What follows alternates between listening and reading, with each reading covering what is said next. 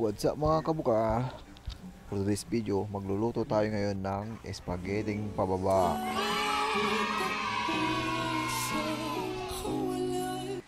Dahil gusto ko lang kumain ng spaghetti. Kaya ngayon magluluto na lang tayo kaysa mag-order tayo para makakain tayo lahat. At saka makakamura tayo at makakatipid. Dahil yung pinag-orderan ko ng spaghetti ay busy ngayon, kaya tayo na lang ang magluluto. At dito guys ay ginigisa ko na yung mga bawang, sibuyas, tsaka ko igisa yung karne ng baboy. Karne ng baboy na pala yung nabili ng asawa ko guys, kaya yan na lang, no choice tayo eh. Ayun, ginigisa ko na, tsaka pinapakuluan ko na yung paglalagyan natin ng noodles. Nilagyan ko na rin ng asin, tsaka ko tinakpan ulit, tsaka halo-halo na naman tayo dyan guys hanggang sa nauhaw tayo. Okay, inom muna tayo para naman kakagising ko lang kasi yung guys, gigising ako ng anak ko kasi gusto niya daw ng merienda ng spaghetti pababa. Sana all bumababa. Gago! Dito nga sinilagyan ko na ng bitchen, asin, tsaka ako nalo ulit, halo ng halo. Nahilo na nga yung karne dyan eh sa kakahalo ko. Tingnan nyo guys, expert magluto ng spaghetti. Nilagay ko na dyan yung bell pepper, hinalo ko ulit, tsaka maya maya ilalagay ko na rin yung carrots. Iwan ko kung parehas tayo ng procedure ng pagluto ng spaghetti ha. Dyan ay bibip muna tayo. Nilagay ko na yung carrots guys.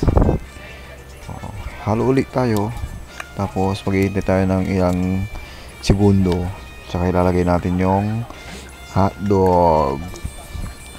Halo ulit guys, tsaka pagkatapos ng halo papakulan ng konti, tsaka ilalagay yung rino pangpa.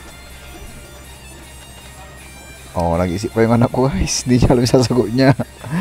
Nilagay yung paminta, tsaka asin. Hindi ko pa tinikman yan guys kasi mamaya ko lang titikman kung talagang nailagay ko na yung mga lahat ng ricado. Guys, halo ulit, halo ng halo hanggang sa mahilo yung niluluto ko. Tsaka nilagyan ko na ng pork cubes para malasang malasa guys.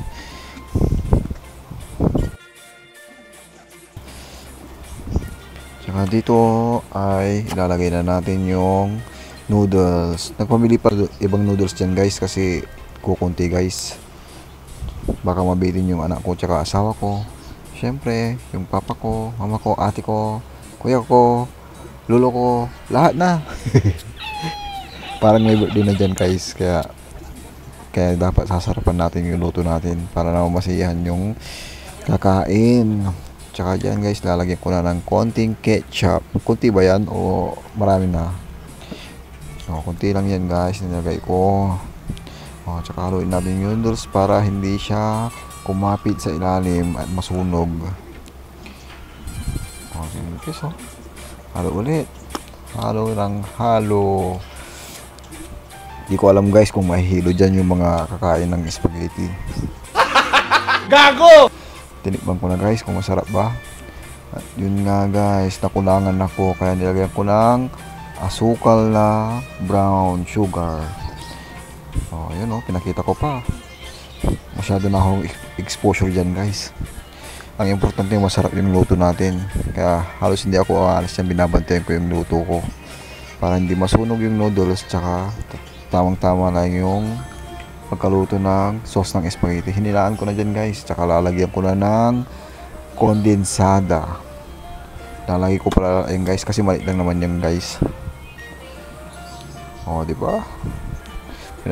Ikot-ikot ko rin para talagang mahilo yung mga kakain. Si boss ko pala, mahilo yung boss kong kumain. What the fuck? Yan guys. Ganyan lang pagluto guys ng spaghetti. Hindi ko alam kung pare-parehas tayo ng procedure. Basta ganyan yung pagluto ko ng spaghetti. At dyan guys, lalagyan na natin ng cheese. Medyo nahirapan ako dyan guys kasi nilagay ko sa rep yung cheese para madaling kuskusin. Alam niyo na pag malambot kasi mahirap kuskusin, di ba? Kaya nahirapan akong balatan ngayon kasi kumapit na yung yung balot niya. Kaya guys, nahanap ko na yung pangkuskus at yun nga ay nagtanong ako dahil hindi ko alam kung saan nila nilagay, kaya nagtanong ako. Yan pa lang pala, andyan lang pala nagtatago. O yan, kinuskus ko na guys. Ayan na, malapit nang maluto guys. Sa wakas makakain na rin ako ng spaghetti pababa.